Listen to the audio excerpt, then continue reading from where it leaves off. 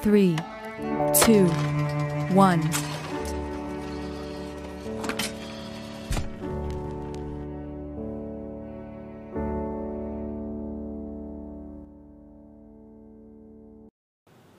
Well, kali ini gue akan membahas alur cerita film Point Break. So, check it out. Seorang agen FBI pemula bernama Johnny Utah membantu agen senior bernama Angelo Papas dalam menyelidiki serangkaian perampokan bank yang dilakukan oleh 4 perampok yang menggunakan topeng karet mantan presiden, yaitu ada Ronald Reagan, Richard Nixon, Lyndon B. Johnson, dan Jimmy Carter. Uniknya, dari 26 perampokan dalam 1 tahun yang mereka lakukan, mereka nggak pernah merampok isi lemari besi. Tetapi, mereka cuma meminta uang tunai yang dimiliki teller di laci mereka. Perampokan mereka juga selalu diwaktukan. Kalau udah 90 detik, mereka akan kabur. Setelah mengalami pertemuan pertama yang kurang mengenakan, Papas memberitahu Utah tentang teori kalau para perampok adalah peselancar. Utah pun lalu mempunyai ide bagus dengan menyamar untuk menyusup ke dalam komunitas peselancar. Nah, Utah yang tidak mempunyai latar belakang berselancar mencoba berselancar di sebuah pantai yang diduga tempat selancar para perampok, dan di sini dia pun tenggelam. Seorang peselancar wanita yatim piatu bernama Tyler ada di situ dan menyelamatkan Utah.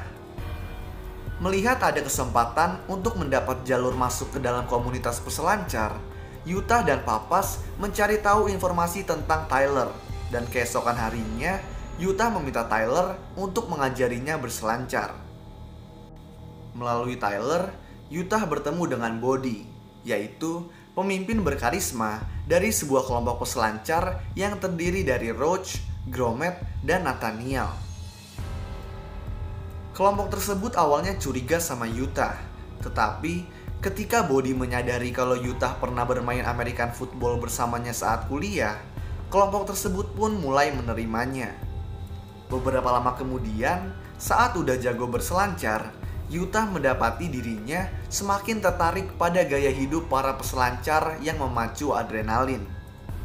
Nah, mengikuti petunjuk yang diperoleh dengan menganalisis racun yang ditemukan di rambut salah satu perampok bank, Utah dan Papas memimpin penggerebekan FBI terhadap kelompok peselancar lain yang mengakibatkan kematian 2 anggota FBI.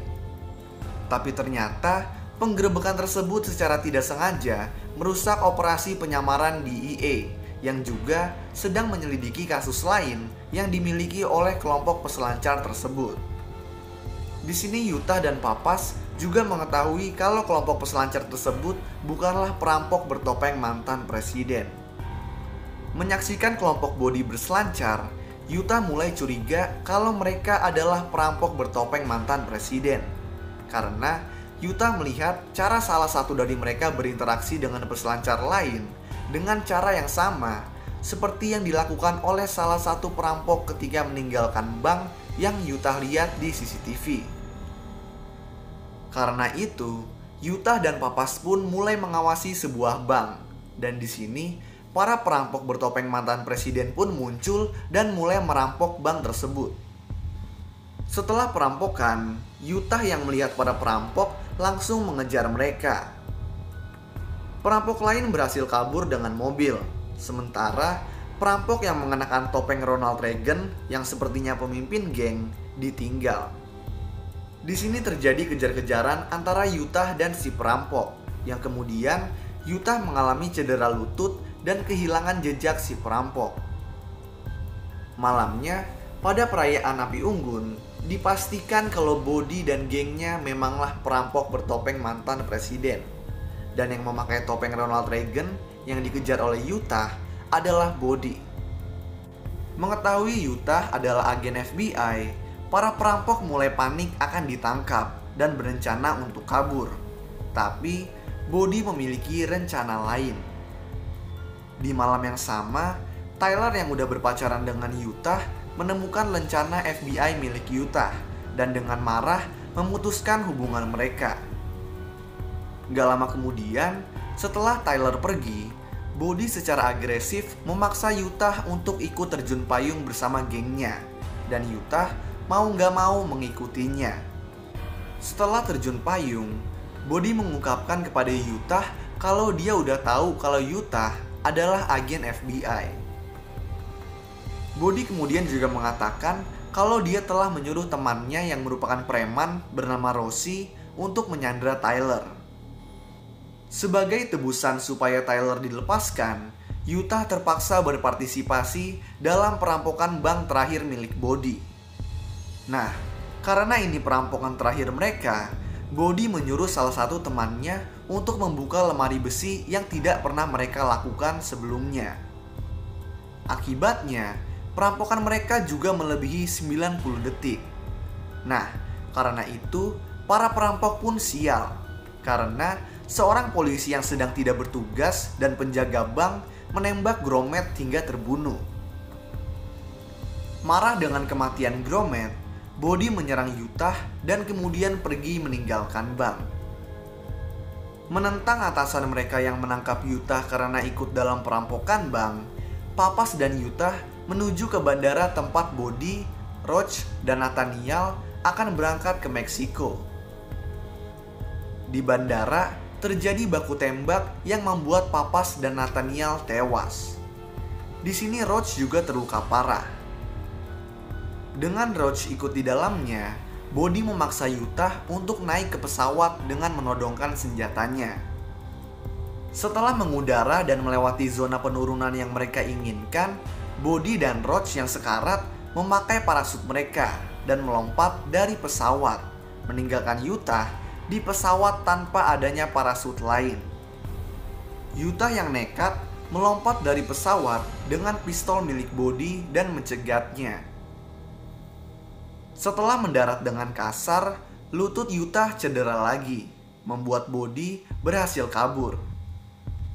Body pun bertemu dengan Rosie yang menjemputnya dengan mobil dan membebaskan Tyler. Di sini Roach meninggal karena luka-lukanya, dan Body serta Rosie pergi dengan uang hasil rampokan. Di sini, Utah dan Tyler pun juga bertemu kembali. 9 bulan kemudian, Utah melacak Body ke sebuah pantai di Australia, yaitu di mana di situ ada badai yang sangat besar yang menghasilkan ombak yang mematikan. Ini adalah peristiwa yang pernah dibicarakan oleh Body, sebuah peristiwa yang terjadi 50 tahun sekali.